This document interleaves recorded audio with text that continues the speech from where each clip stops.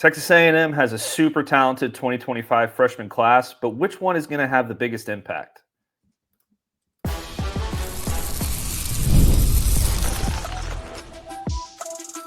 You are Locked On Aggies, your daily podcast on the Texas A&M Aggies, part of the Locked On Podcast Network, your team every day. Welcome in. You are Locked On the Texas A&M Aggies. I am your host, Matt Galatzan, publisher of Texas A&M Aggies on SI. Today, I'm joined by my good friend and partner over there on Texas A&M Aggies on SI, Harrison Reno. Thanks for making Locked On Aggies your first listen every day. You're part of the Locked On Podcast Network, your team every day.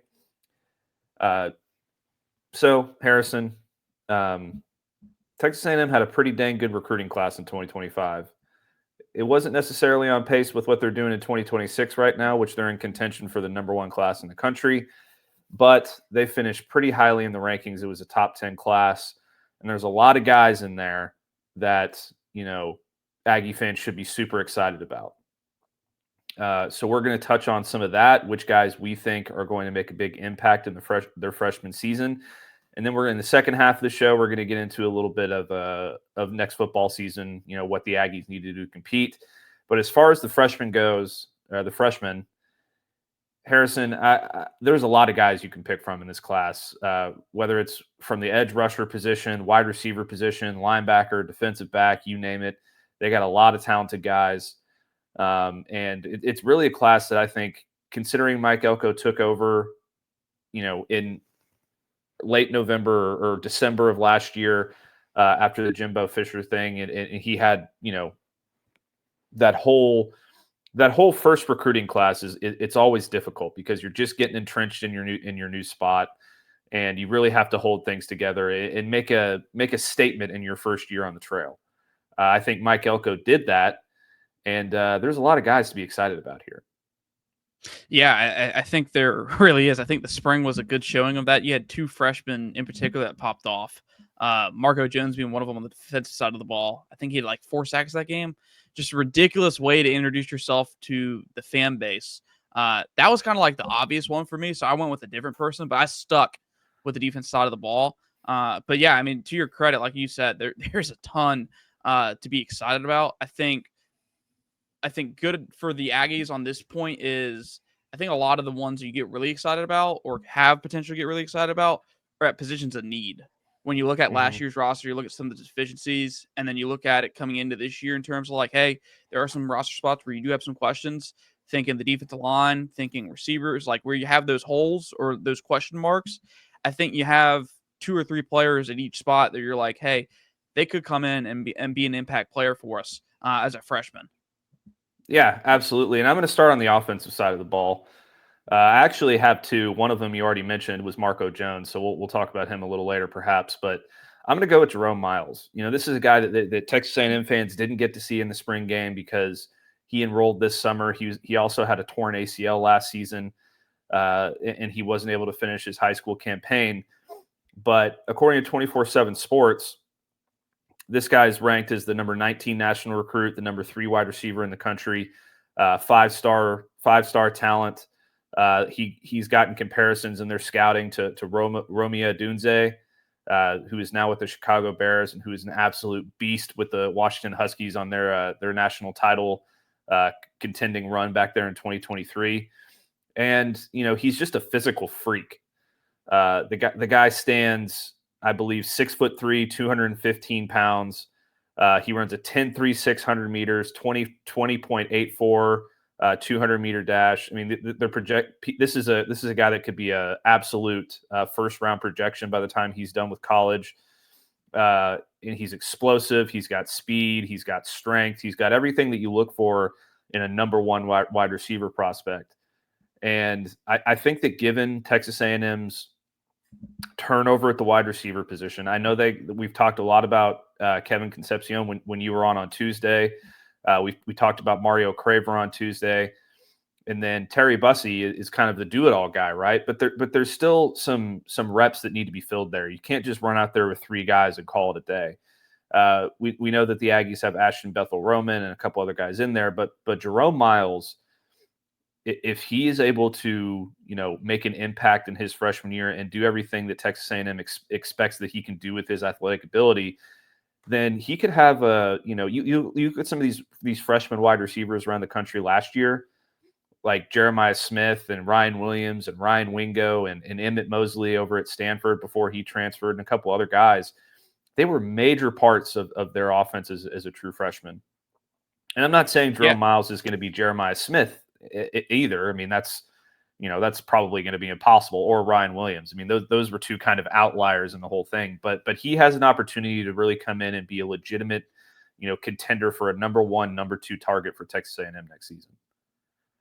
Absolutely. I was just looking up the stats. Sorry for interrupting. I jumped the gun a little bit early there. Ryan Wingo had 472 yards last year as a freshman at Texas, playing behind 2 really experienced receivers in Matthew Golden and Isaiah Bond.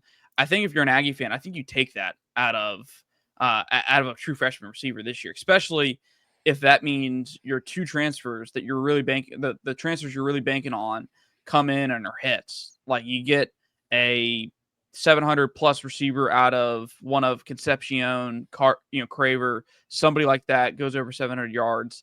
Then you have a 400 plus sub 500 receiver in Jerome Miles as a true freshman. I think that's a really, really good start to a career. Would be a great sign. And I think receiver is one of those positions where they need that freshman. They're not banking on a freshman to come in and be a day one, impact player like Jeremiah Smith level elite. But you do need these guys, maybe 1 or 2 a class, to come in and play right away and to be able to take those snaps. At receiver, I think these days you're probably looking to have about 6 guys that you feel comfortable can play winning football, especially in the SEC. And that gives you room. You obviously can go empty because you have 5, and then you have 1 left over that you can switch in and out of there. So I like the pick of Jerome Miles. I think he does have the skill set. He obviously has the physicals already. Speed's the one thing you can't teach in all of football, and he definitely has it. So I like that pick, and obviously I know we'll talk Marco Jones, but for my guy Matt, I went a different direction. So I stuck with defense because I think that's the one side of the ball that, even with the questions on offense, there's still some, I guess, a wait and see approach, because you do lose some NFL talent. You lose a Shamar Stewart, you lose a Shamar Turner, you lose Nick Scorton. Like, those are 3 of your most productive front 7 players. 3 of your most experienced players on that defense. They need people to step up. Obviously, they got some returning underclassmen that are going to step into big roles, but I think defensive line is another position where they do need a freshman to come in there and take snaps from day one. And I think that guy could be Chase Sims. Not the most heralded defensive lineman that they took in this class. Obviously, that goes to DJ Sanders in terms of most heralded defensive tackle, defensive lineman they took in this class. But I think Chase Sims is maybe a little bit more of an under the radar pick in terms of when you turn on his tape. And I turned it on just recently, and you look at it, that it feels disrespectful to call him a defensive tackle, because he did everything over there at his high school, and he played 5A ball in the state of Texas at Randall. Not an easy place to play in terms of playing 5A in the state of Texas, and he dominated. I mean, just straight up dominant. I loved it. Usually when you turn on defensive tackles these days, you probably expect them to see a lot of run reps. Sims just had a bunch of pass rush reps. I mean, just being disruptive, just ragdolling guys. I mean, they lined him up at, I saw him lined up at the 0 technique. I saw him lined up at 3 technique. I saw him lined up at 5. I saw him lined up, on the outside shoulder of the tackle, and he won. He won at all sorts of positions. Now, I don't know if they'll move him around as much here at Texas A&M, but when you look in terms of what Mike Elko has done in the past with guys similar stature, you go to a guy at Duke and Dwayne Carter, who obviously 247 has compared Chase Sims to Carter. Dwayne Carter is in the National Football League now at 6'3", 300 pounds. I'd probably bet he was probably around 290 over there at Duke. Now, Dwayne kind of played from 3 tech to 0 over there at Duke for Elko. I don't know if Sims will ever really play 0 at Texas A&M, but I think this is the penetrator in terms of that defensive tackle. This is going to be your best interior pass rusher. This is the guy you're going to look to go get after the quarterback from that interior position to push the pocket. I really like Chase Sims. I think he has a good chance to come in and play right away. I don't think he's going to start, because you do have some veteran returning guys in front of him. But when you look at defensive tackle, you probably want 4 or 5 that can go play winning football. And they certainly need a Chase Sims or a God, I'm blanking on his name, DJ Sanders, to step up and be able to play some snaps. Yeah, absolutely. And, I love the shout there because this is a guy that can come in and kind of fill the Shamar Turner role. Because Shamar Turner was a guy that could come in and play inside, a little bit outside, and do some of that 3 technique, some of that 0 technique stuff. So, I think that's a great shout. And if you just look at his stats over there at Richmond Randall, as a defensive lineman, 96 tackles already pops off to me is wow. That's a lot of tackles for a defensive lineman. But he also had 28 and a half tackles for loss, 11 sacks, 3 pass breakups, 3 forced fumbles, and a fumble recovery. He had 18 tackles for loss as a sophomore, and he was on the varsity as a freshman, which for a 5A team in the state of Texas is a really difficult thing to do because it's a hotbed of talent, especially there in that area. So I love that pick. I think that's great. I like the DJ Sanders shout too. He was a guy that I know the Texas Longhorns really wanted a lot, and it was a battle between the two of them towards the end. And Texas A&M was really happy winning that battle. And he's another guy that's going to have to come in and hopefully provide a little bit of depth there at the defensive tackle position. We'll touch on Marco Jones briefly. You mentioned him in the maroon and white game as a the sack numbers that he had in that game. This is another guy that he feels like he's just ready to play football right now in the SEC, and that's really something that's hard to find in an edge rusher sometimes. I mean, there's occasionally the guy that steps up and makes a name for himself at the edge rusher position. It's so competitive in the Southeastern Conference that it's a hard thing to do. I mean, you look at Colin Simmons at Texas, you look at the guys Alabama has put out, you look at the guys Georgia has put out. There seems to be always guys there, but Texas A&M has not had a true freshman come in and be an impact player from the edge rusher position. I feel like in quite some time, I may be wrong about that, but Marco Jones seems like he's going to be able to do that pretty quick. I'm really curious to see how they utilize him because when you turn on his high school tape, this guy was 6'5", probably 240 pounds, playing inside backer at the high school level. He had multiple interceptions at inside backer as a junior, and he was probably 240, 230 pounds, but he would also line up around the edge. It's noticeable when you turn on the tape, and one of the first plays is a defensive end who's going to play edge rusher in college, has a play of him in space as a pass defender. That screams physical freak to me, Matt. I'm curious to see how much they do that with him. Obviously, in terms of edge, you lose your 2 top edge rushers last year in Stewart and Scorton. You're going to need people to fill those snaps and to be productive. You can't put all your eggs into the basket in terms of, hey, this spring game showed he's going to be an absolute demon because you're not bringing the quarterback down into the ground. But we do know this, and this maybe you can take a little bit more stock in. He knows how to win. He knows how to win his one-on-ones, and he knows how to get to the point where he can get a sack. The question is going to be, can he get the quarterbacks down to the ground consistently? And we'll see that over the coming weeks and into the season.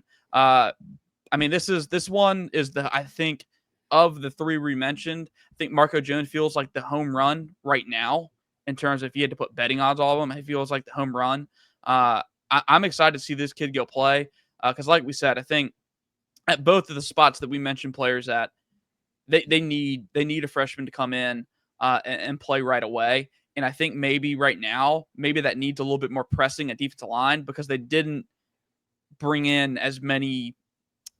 Well, I guess they did bring in a few transfers, but it doesn't feel like they brought as many, long-term depth-wise. They need a Marco Jones. They need a Chase Sims to step up and be able to play, in the next 2 to 3 years. Yeah, I totally agree. And we'll see what happens with those freshmen. There's also a lot of other factors that are going to go into whether or not Texas A&M contends next year. ESPN recently released an article about ifs for college football playoff contenders and what it will take for them to compete for a college football playoff spot and potentially a national championship next year. So we'll talk about that next here on Locked On Aggies. Speaking of betting odds, by the way, I like that shout that you had there, Harrison, with the betting odds. But today's show is brought to you by FanDuel.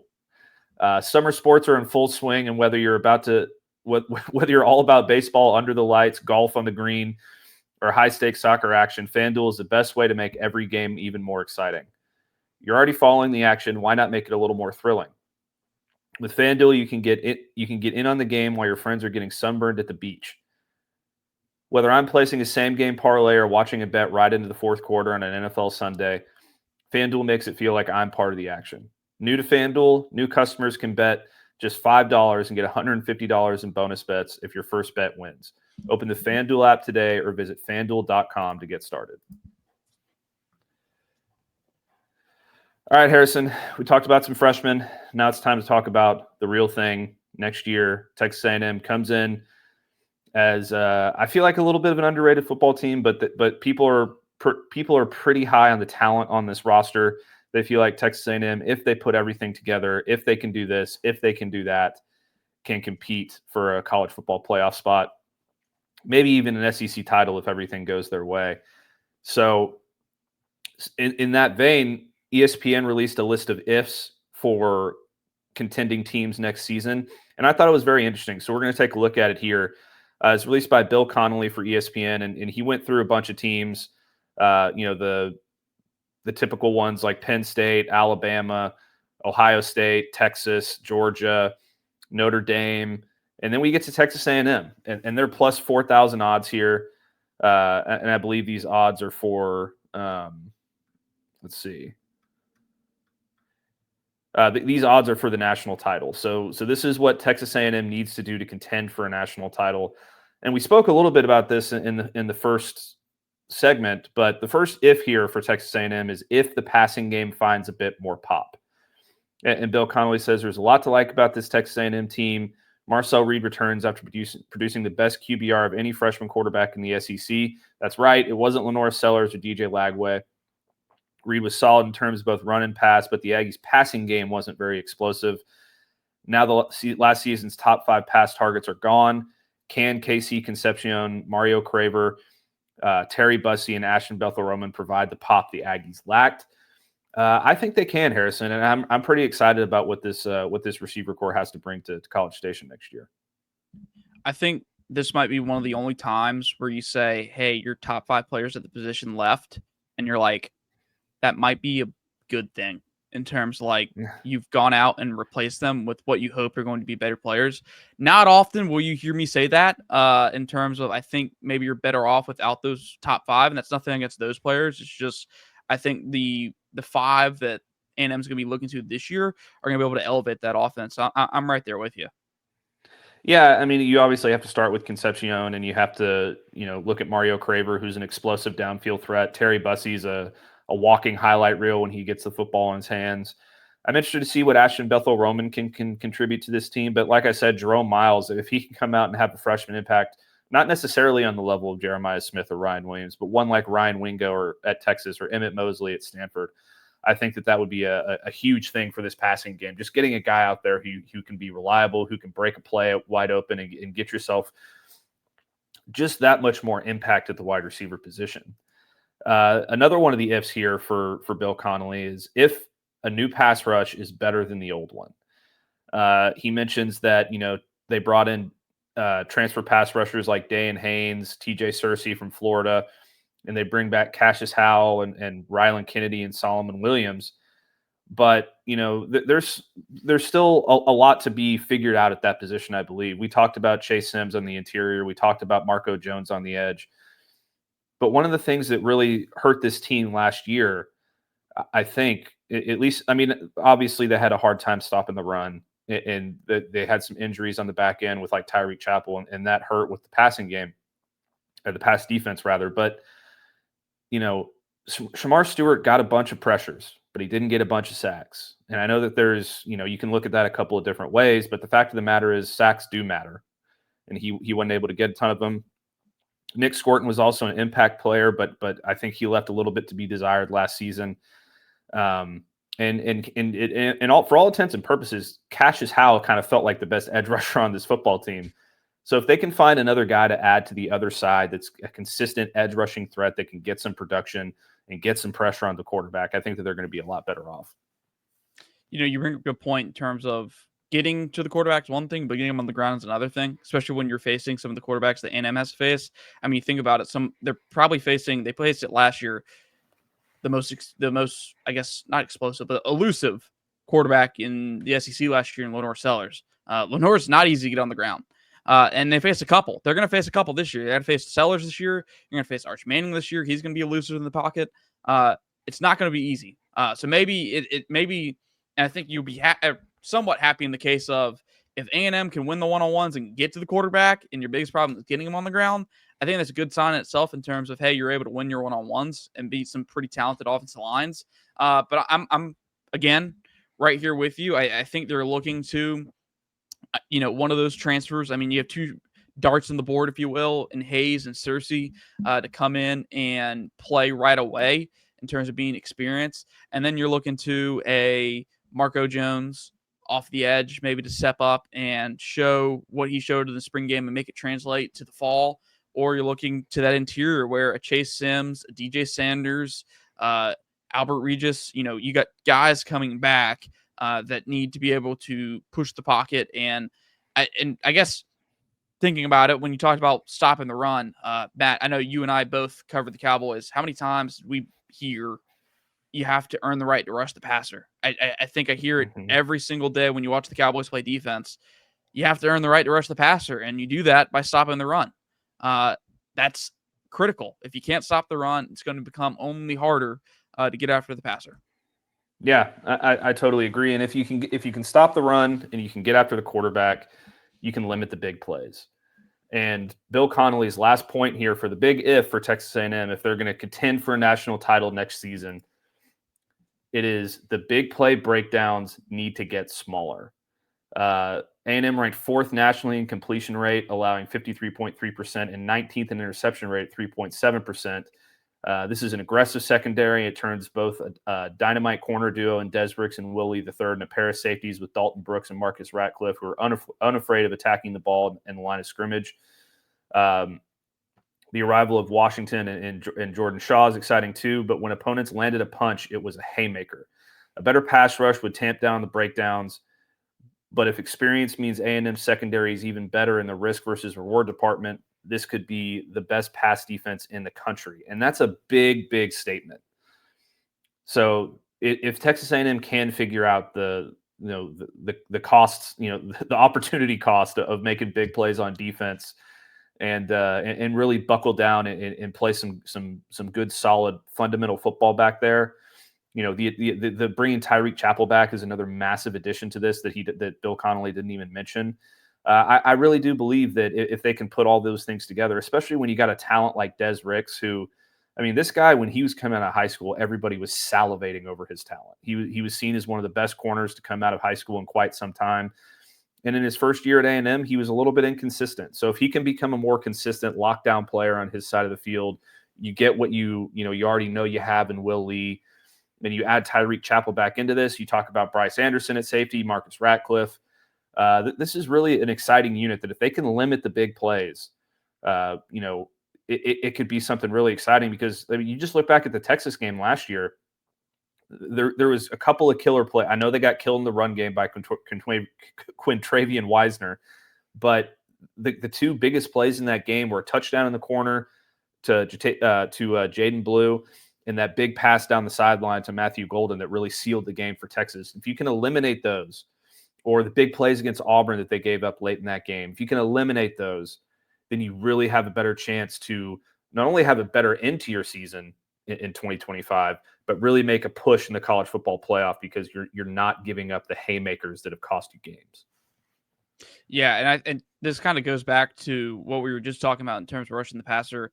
They got to be more productive and getting the guy on the ground, especially in the passing game. That's a great way to limit the explosives. As long that said, you can get after the quarterback and you can shorten his time to throw.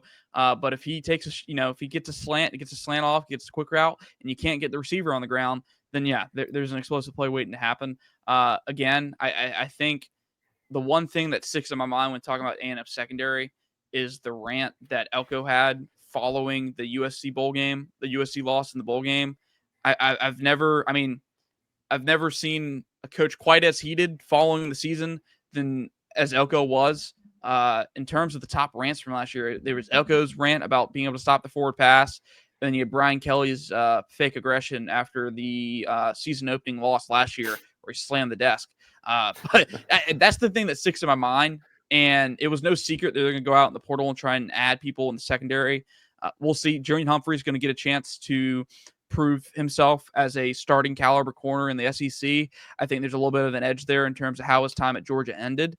We'll see what that equates to. But like you said, they bring back a lot of talent from last year. I know last year's unit wasn't, the strength of this football team, and they did struggle in their departments, but nothing like experience. This is one of those positions where the more you bring back, the better you feel, because they've been through the wars, they've been through the struggles. They kind of know what got to them last year, and that gives them a little bit of an edge in terms of improving. Yeah, absolutely. And with Mike Elko calling the defense, I feel like a lot of those loose ends are going to get clipped, so to speak. So it'll be exciting to watch. I think Texas A&M is a dark horse playoff contender, a dark horse national title contender if they can put all of these things together. So we'll see what happens there. But that's going to do it here for this episode of Locked On Aggies. Thank you so much for making Locked On Aggies your first listen today. For your second listen, please check out the Portal Show. Brian Smith has the latest rumors, portal entries, and signings. Be the most informed fan on the rapid changes on the college football landscape. You can find the Portal Show on YouTube or wherever you listen to your podcasts. Harrison, tell them where they can find you on social media. At Harrison Reno on Twitter. And don't forget to like the video, subscribe to our channel, give me a follow on Texas A&M Aggies on SI and on X at Matt Galatzan. And we will see you next time.